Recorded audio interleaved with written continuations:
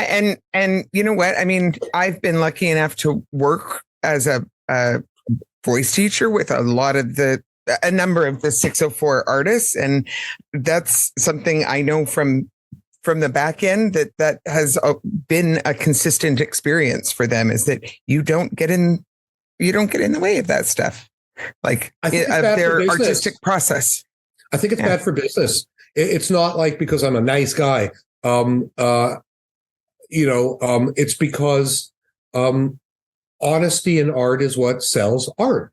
And once you start messing around with it, or once you start going, oh, I got to write a song that's going to be a radio hit, that's the beginning of the end for a lot of bands. You just have to write what you believe in. You have to make yourself happy as an artist, and then hope that it makes other people happy as well. Welcome to the Vocal Lab. I'm Sarah Ramsay, and this show aims to pull back the curtain on the entertainment industry, where veterans give up-and-coming artists some of the information they wish they'd had when they were just starting out. Sort of a music industry primer, if you will. We are here today with Jonathan Simkin, and Jonathan Simkin has had a wild ride of a career. Starting as a criminal and refugee lawyer, Jonathan accidentally fell into the music business in the early 1990s. Not realizing he had a talent for finding talent, Jonathan discovered and secured recording agreements for many artists who went on to huge success, including Nickelback, Len, Steal My Sunshine, and Default. Jonathan has been intimately involved in guiding the career of Nickelback, the biggest selling recording artist of the last 20 years. In 2001, Jonathan and Nickelback singer Chad Kroeger started 604 Records, which has grown into one of the biggest Canadian independent labels and is internationally known for its many hits, including one of the biggest selling digital singles of all time, Call Me Maybe by Carly Rae Jepsen. Other 604 artists include Marianas Trench, Coleman Hell. Sorry, I couldn't resist. I know. Dallas Smith, Dirty Radio, and Theory of a Dead Man. Jonathan also runs Simkin Artist Management, which manages the careers of many of the bands on 604, as well as other artists. In 2014, Simkin built a new headquarters for 604 in the Railtown district of Vancouver, and those headquarters incorporate professional recording studios and a soundstage. In 2017, Simkin started Comedy Here Often, a comedy record label which includes comedians such as Yumi Nagashima and Charlie Demers. More recently, Comedy Here Often launched the Comedy Here Often podcast network, which has some nice early successes with a number of charting podcasts. In 2021, Simkin started the fourth record label under the 604 brand. Intraset is an ambient label that's already had success in the playlisting world through a series of compilations. In addition to his work in music, Simkin also guides the visual art careers of some of the top visual graphic artists in the world, including Mad Dog Jones, Fuckrender, and Victor Mosquera. Thank you for joining us today, Jonathan. Well, it's weird to hear somebody read my resume like that. I just... It makes me feel old. That's what it makes me feel. Which makes sense because I'm old. So, yeah. Let it make you feel celebrated. Yeah, okay. Yay me. Those are the accolades. Is there anything you want to flesh out in terms of letting our listeners know how you got where you are today? I got great hair. You didn't mention that. You absolutely have great hair. I think it's important to mention it. Yeah, I mean, a couple of just little amendments to the bio. We didn't, I don't know why, but I didn't mention Light Organ, which is the alternative label. So that's the one I started about 10 years ago, which has done really well. And I mean, that's got the Zolas and Hotel Mira and Fake Shark. And, it's done well also. And we also recently started an ambient label. So we actually now have 4 labels: 604, Light Organ, Comedy Here Often, and Intraset, which is the ambient label. Also, just because I'm so proud of it, we did win the Juno for Best Comedy Record this year with Andrea Jin. That's awesome. Was lovely. And yeah, it's strange to look back on a career that isn't over, you know? So I guess that's why sometimes when I hear all that stuff, I kind of feel, I don't know, like it's such a hard business to stay relevant in. And I guess I hear that and it scares me sometimes a little bit. Like, it's like, is it over? Am I done? Is it over? But not done yet. Not done yet. Nah, you're just spicy. There you go. So 604 Records hails itself as fiercely independent. Do you want to explain briefly how an indie label differs from a major label in the sort of 2023 landscape? I'm glad you said that last part, because that certainly would be a different answer I'd give today than I would, say, 10 years ago. I mean, originally when somebody said indie, generally that was mostly about their mode of distribution. If you were a major label is a label that owns its own mode of distribution. So, when I first started, it was the 7 majors. It's changed so much. So it was BMG, it was EMI, Universal, Warner, Sony. So I guess there were 5, and they all own their own mode of distribution. And then if you were a label like 604, our first deal we did was with Universal. So Universal distributed us. That meant we were an indie. We didn't have our own mode of distribution. Mm-hmm. When physical sales kind of died, that whole notion kind of died as well, because anybody can distribute themselves. I mean, if you're on a major label, it's not like they're doing something different to get the music up on Spotify than you're doing if you're just an artist who's, doesn't have a team. It's essentially the same process. So now major labels really just specifically refer to so I always get it confused because of all the mergers. So now there's Universal. Oh, actually, I forgot. There was another one, Polygram, back when I first started. So Polygram merged with Universal. That was the first big merger. And then essentially Polygram disappeared and all became Universal. Sony and BMG merged. So that just sort of became Sony. So now it's Sony, Universal, Warner. It's kind of 3. And it's funny because if you think about it, like, why are they a major? I don't even know what makes it a major now. I don't even know what makes them really different than us. I mean, we are now distributed by Warner, but not digitally. We do our own distribution, and that's the vast majority of our music goes out digitally. So, I mean, nowadays, really, if you say major, you're referring to one of those 3 companies, and everybody else is not a major. So, but it matters much less these days. Like when I first started in the business 25 years ago, if you were a band and you weren't on a major, it was pretty hard to have any success. They controlled the distribution. They had the relationships with the retail. So it was very hard to get your record racked in a place where people would actually see it if you were an indie band. And now all of those distinctions are kind of gone. And there's so many ways now to become noticed. Yeah. And it's funny how many entry points there are now. Even something like terrestrial radio, which was another area that was very much the domain of major labels. It just doesn't matter as much anymore. It still matters, but it's now one of a number of ways that a band can sort of get into the consciousness of the public. When I first started, it was the main way. You didn't get on the radio. It was pretty hard for anybody to know who you were. Now, if you get radio play, great. But, some bands break on TikTok. Some bands break on YouTube. Some bands break a million different ways. It's kind of democratized the music business. It's still hard to get noticed. It's still hard to have success. But at least the route there's so many new routes to get from A to B. I love it, to be honest. I've never enjoyed the business more than I do now. That's fantastic. I dig that perspective on it. Mm-hmm. When you're looking at new talent, what really attracts you and what really just doesn't interest you? That's a great question. And I get asked that a lot. And I think I've kind of adjusted the answer over time, not because the more I've thought about it, I guess the more I've come to different conclusions about it. But it's a funny job I have. That aspect of my job's funny because if you think about it, all I do is sign stuff that I like. I'm not one of those people who's like, I don't really like that band, but I think they're going to sell a lot of records, so I'm going to sign them. I've never, ever, ever, I've never signed a band I didn't like. So that's kind of where it starts for me. I have to like it. And then I guess I've just been lucky that for whatever reason, stuff that I like, it turns out a lot of other people have tended to like as well. But it's not very conscious with me. I don't kind of sit there and go, well, the singer's good looking and they, I think that they'll, appeal to this demographic. I never talk like that. I never think like that.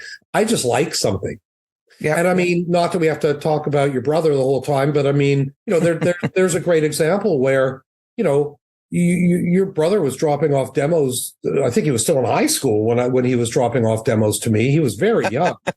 I think he is a lesson in tenacity. He sure is. And I mean, he would drop stuff. I'd come to my old office and there'd be a demo slip through my mail slot. And I remember listening to those early demos. And I remember thinking, man, none of these songs are hits, but I can tell this guy's going to write a hit. I think really good A&R isn't just about seeing who an artist is in that moment. It's about seeing who an artist is going to become. It's easy if somebody had sent me Call Me Maybe, I would, you'd have to be an idiot not to go, hey, I think that's a hit. But I signed Carly 6 years before Call Me Maybe. Yeah. And it was because she sent me a demo and I listened to it and I went, my God, I'm not sure I hear a hit on there, but I hear somebody who's going to write a hit. It just feels like it to me. And so a lot of it's gut instinct. A lot of it is just though personal preference. I remember I'd listened to your brother's stuff that he'd send me in those early days, and it was kind of insane music. Like I remember he sent me this demo once, and I think I even have it still somewhere. And it had all the songs were long and they didn't really have traditional sort of song structures. There wouldn't necessarily be a repeating chorus. And I remember thinking, my God, it's like the music of a insane person, but an insane person who's got a real knack for writing a hook. And I was like, man, if this guy, and I remember having conversations with him super early on, kind of going, man, if you can mold this into a more traditional song structure. And he was so, tenacious, as you say. So he would come back and say, okay, how about this? Yeah. And eventually it was undeniable. It was simply undeniable. And so, a lot of times it's a process like that. But man, I wish I knew how I signed bands. I don't know how I sign bands. I just sign stuff I like and worry about the rest later. You sign it. And as I always say to our artists, once you sign the deal, you've passed the audition. You don't have to keep auditioning. You don't have to keep running stuff by me.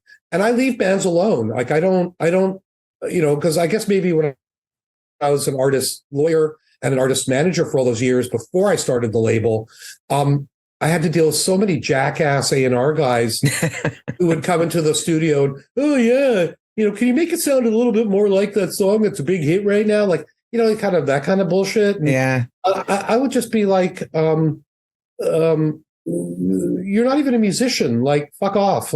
And I've really stuck to that.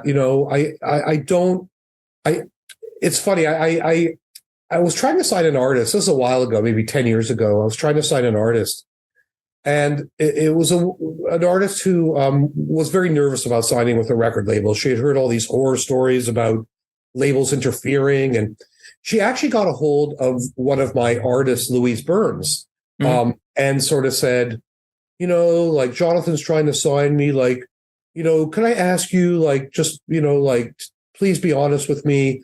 Like, does Jonathan interfere with when you make a record?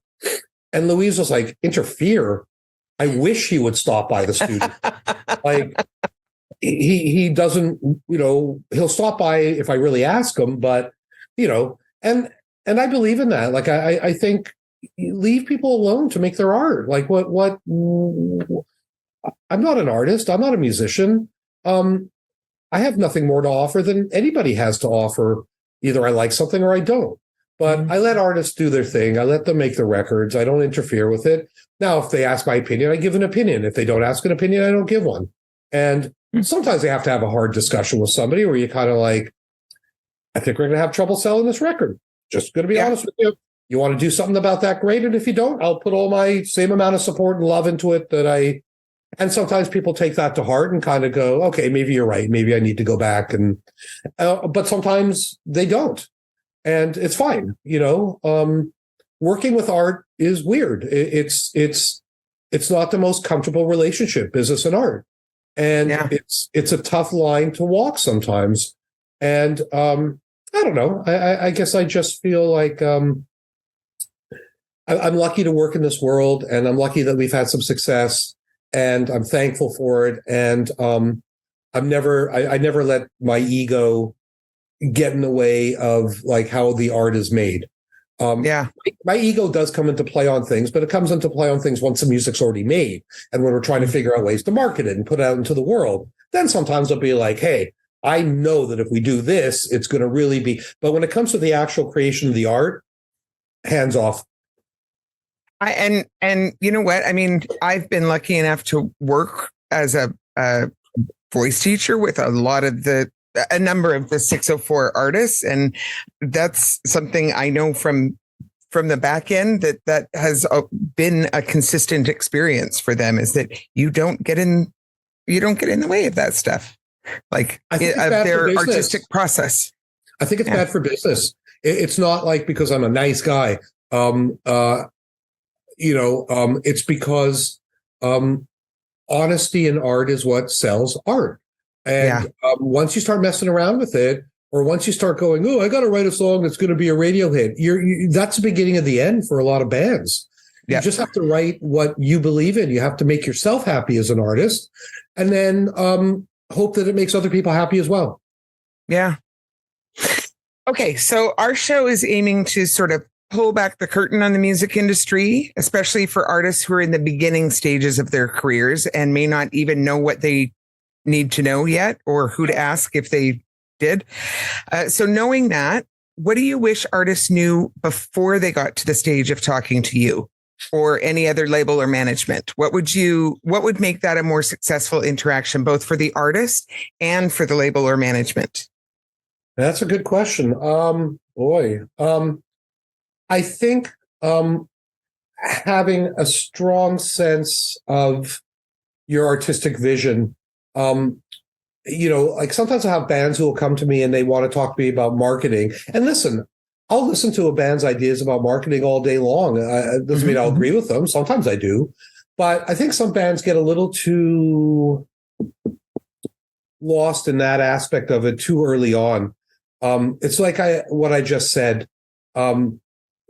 Honesty is what sells art. And you got to make art that makes you happy. And if you can do that, if you can make art that you feel confident about, that you feel adequately represents what you're trying to do, what you're trying to say, what you're trying to be, I'm more impressed by that than I am by somebody coming to me and saying, now I thought that if we release it on a Tuesday, and it's like, yeah. Like we'll talk about that later, man. Like, I want to hear art that makes me feel something. I want to hear art that makes me cry or makes me laugh or makes me excited or gets me all pumped up. So focus on your art. Focus on like people always say, like, well, what's the best thing I can be doing? Learn how to use Pro Tools. Learn how to even use GarageBand. Learn how to record yourself. Learn how to make your art. Learn how to be self-reliant in that world. And if you're able to even start developing a fan base before you go anywhere near somebody like me, so much the better. In the old days, people got signed often just because of one song. It might be the first song they ever recorded. And if somebody thought it might be a hit, they get signed. Those days are over. Labels don't want to sign bands anymore unless they already have numbers, some streaming numbers, some TikTok numbers. Now, I'm maybe an exception to that. Maybe I'm still old school. I'll still take a chance on an artist sometimes if I just think the art is so compelling. But that's not the way of the world for the most part anymore. These days, most bands aren't getting signed unless they already have some numbers under their name. Yep. Yeah. So knowing that, sort of at what point in an artist's career does it make sense to be looking at label support or management? And when is that too soon to be trying to pursue those avenues? Yeah. I think, every artist is different and every person's different. So it's hard to give a blanket answer for that. But I think the more you can do on your own, the better. The more that you can show a label that you don't need them, the more they want you. And that's not just a psychological thing, but that's also like, hey, I've already built something here. I've already got something going here. And that's exciting to a label, because then the label's going to go like, well, shit, there's something going on here. Clearly there's people who care about this artist. Man, if we put a little marketing behind it, if we put a little money into it, if we maybe give them some more resources to get into a better studio or to make a better video, all that is good. All that is good news. Like I'll give you a great example. I was talking about the comedy label, and the reason I started the comedy label was one of our producers was doing on the side, was recording a lot of comedy albums. And, one day I was sitting there, he said, hey, you want to hear this new album I recorded? And I said, yeah, I'd love to. And I was listening to it. It was great. And I started asking some questions. I'm like, well, what's this guy going to do with this album? He's like, well, I don't know, probably press up 100 CDs, sell them off the stage, put it up on Spotify. I'm like, That's it? And he's like, yeah. I said, well, it's weird. Like, it's weird that people aren't really putting money into comedy in this country. Like, I found that peculiar. Yeah. And the more I looked into it, I'm like, it's not that people aren't listening to it. Some of these comedians are getting listened to. They're getting some radio play on Sirius XM. Man, like, if we put a little money into this, and so I signed a comic, and I'll be damned, it did really, really well. And I remember I flew out to Toronto for a bunch of meetings, and I scheduled a meeting specifically with the guys at Sirius XM who were running the comedy channel. And I kind of said, hey, you don't know me. Here's who I am, 604, blah, blah, blah. And I'm thinking about starting this comedy label. And I really want to put some money into the marketing. And they were shocked. What? You want to put money into it? Like they couldn't believe it. And boy, I'm so glad I did. Because it's that label's done great for us. And it just sort of went to show me like, if you can do something on your own, great. And then if you can get a little bit of help once you've built, you build the house, and then, let me build the addition and the landscaping and add to it and enhance it and hopefully get it out to more people. And then, boom. I mean, again, certainly Marianas Trench is a great example of that, where, before I even had 604, I was just their lawyer. Yeah. And we almost had a deal like a couple of times, got very close, flew out to LA and did all these showcases and met Jimmy Iovine and met this guy and that guy. And it just didn't work out. Sometimes it does and sometimes it doesn't. But in the process, they became a band, and we started to get an audience locally. And it wasn't a big deal, but certainly, I remember them playing the Arts Club down at Granville Island. Yeah. And every time we played, it seemed like we had more people there. And so when I decided to sign them to the label when we just couldn't get them a deal, I wasn't really starting from ground zero completely. I kind of was, but at least in Vancouver, we could go and sell out the Arts Club. Now, on some level, big deal. But you know what? At least it's something. If you have that core audience, you've got something to build upon. You've got a foundation to build upon. You've already got proof of concept, right? Right. Yeah. So if I'm an artist from the middle of nowhere and I've got great aspirations and I'm going to be the next big thing, how do I even get to a point where I can submit to a record label or management? I don't know if it's still the case, but in days gone by, you couldn't even submit if there wasn't a pre-existing relationship there. How do I go from being totally unknown to being able to at least submit myself for consideration? Yeah, like back when I started, that's very, very true. It was impossible to get through to majors. And, one of my first accomplishments, I guess, because remember, I wasn't a music lawyer, so I didn't know anybody. And one of my first accomplishments, I suppose, was, becoming one of maybe two lawyers in Canada who was able to make connections outside of Canada and get bands signed to labels outside of Canada. Like there was me and Chris Taylor, and honestly, that was about it. Like, And I know I'm going to get some people going, what? I did some of that. But I mean, Chris and I were the two guys who seemed to have the most success. Like I had Nickelback, and I had Default, and I had Len, and he had Nelly Furtado, and he had Sum 41. And, so we were both consistently getting bands signed. And back then, it's true, you couldn't really get through to a major unless you knew someone. I think that's changed a bit. I think most labels are a little more willing. And so much of it is, again, as I said earlier, sorry, somebody's ringing my door. I just want to make sure I don't need to go and let somebody in here. All good. One sec. Oh yeah, it's just the FedEx guy.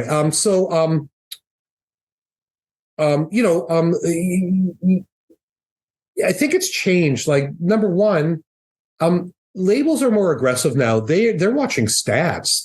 So they're looking at Spotify, and if somebody's numbers start to spike, they're going after them. It's not vice versa. So I think that has really changed that way. It's not, you really want to have label attention, build your TikTok, build your Spotify, build your YouTube, show, have some numbers, and people will come to you. Like, I'm making it sound like it's easy. It's not easy, but that's kind of, where it's at. Now, 604, we take demos. People submit demos and we listen to them. But I think we're pretty rare that way. I don't think most labels are like that. Like, we have a page on our website where it's like, submit your demo. And at some point, somebody will listen to it. And I probably personally get 5 a day. Yep. Like, it's overwhelming, to be honest. And I have let me go look at it. I've got I'm not going to look, it'll make noise, so I'm not going to do it. But if I open my email right now and went to my demo folder, I've probably got 200. I mean, that's how backlogged I am. And I work through them slowly but surely. But it's very rare that you find a band that way. Like, that really isn't. It's usually us pursuing someone. Maybe somebody from my staff says, hey, I just saw this band on the weekend. They're amazing. We should talk to them. Or another staff member says, gosh, there's this band from Vancouver who's, I see their streams are exploding. We should talk to them. So that tends to be more how it happens these days, that the labels are pursuing people who have some action going of their own, rather than just sending a demo and crossing your fingers and hoping for the best. So for young artists, once again, who don't necessarily know how the landscape works once you are hooked up with a label, can you explain the different kinds of record deals that an artist might consider at different points in their careers? Like, I know you guys do development deals sometimes, and how does that differ from a full-blown record deal, and what other kinds of deals are there? What should an artist expect from each of those different kinds of deals? So major labels still pretty much do the same deals they've been doing forever. They're usually multi-album agreements, maybe 4 or 5 albums. And the option to do each album is at the discretion of the label. So you record an album and you put it out, and the label usually has 10 months to 12 months to make a decision if they want to exercise an option on another record. So majors haven't really changed that much. That's what a major label deal still looks like. We've definitely changed how we do deals now, like kind of big time. We definitely do a lot more development deals or demo deals where, you don't commit to the full meal deal right out of the chute. You maybe commit to doing 3 songs, then you have an option to turn it into a proper record deal. Yeah. But then there's other types of deals. I mean, if you already have an existing record and maybe a bit of success, sometimes you could do a license deal where you're not actually assigning the ownership of your master recordings to the label. You're just licensing those rights to the label for a specific period of time. Or what other kinds of deals are there out there? There are some labels who more just do singles deals now. Like, I don't want to speak out of turn, but I think like there's another label in Vancouver called Monster Cat, who are more of a electronic label. I'm friends with those guys, and they do more like stuff on YouTube. And I think, and I could be wrong, but I think most of their deals are single deals. Like all they're committing to is one song. We do that too once in a while, but we're more inclined to do that on the ambient label, where it's a little bit different. Like we want to do a collection of songs for a compilation record. So, we'll just do a deal on one song. But we definitely are doing much more in the way of demo deals. And that is, again, a function, I think, of the fact that it's so hard to break through now. And I think it's like, hey, you know what? We'll put a real effort into it. We'll spend some real money on the recording, but let's just start with one song or maybe two, and let's see how it goes. Let's make sure we like each other. Let's make sure this feels right. And then if it does, hey, you know what? We can turn this into a full-blown deal. Yep. And then, I mean, at the end of that, when it's the, hey, then we can, at that point, it's both the artist and the label that get to choose whether to continue that relationship. Or is it a one-sided?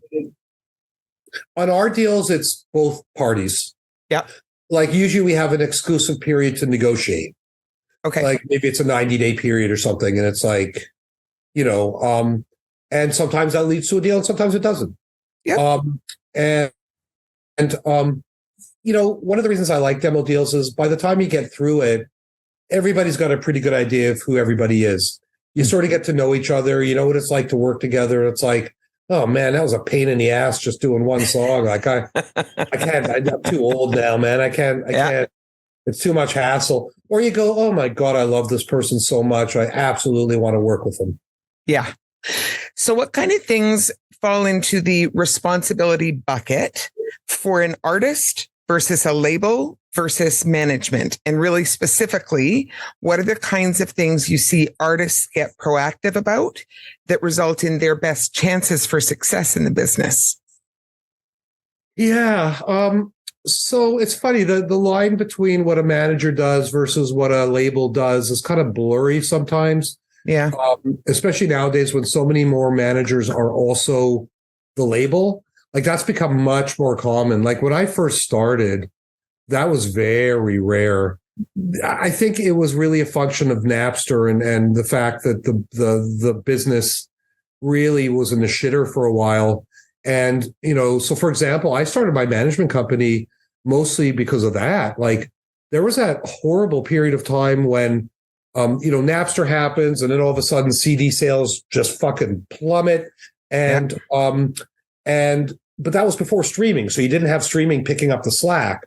And that's when I started the management company. Like I sort of had a choice at that point. Like I remember calling Chad right around that time and kind of went, man, like we got a problem. And he's like, what? And I said, well, we're a record company and nobody buys records anymore. Like, yeah. And he's like, well, do you think we should be doing those 360 deals? And that, for those who don't know, that's one of those deals where, like, traditionally record labels only made money one way, from the sale of the master recordings from records. But when the business went down the toilet, they started doing these things called 360 deals, where in addition to the record revenue, they took a piece of your publishing, they took a piece of your merchandise, they took a piece of your live shows. And you know what?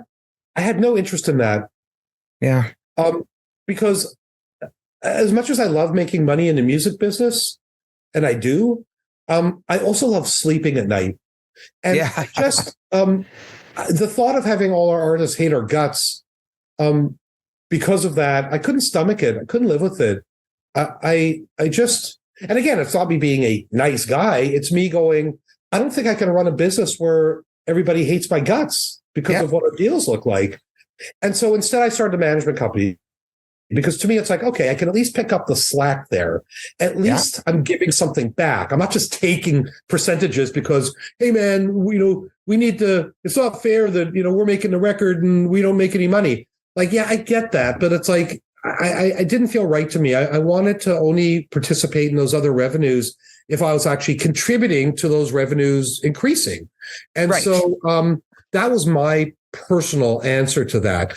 And it's funny because, and it sort of goes back to your question, I must say 10 times a day, well, wearing my hat as the label guy, but wearing my hat as the manager, because I can definitely see the difference.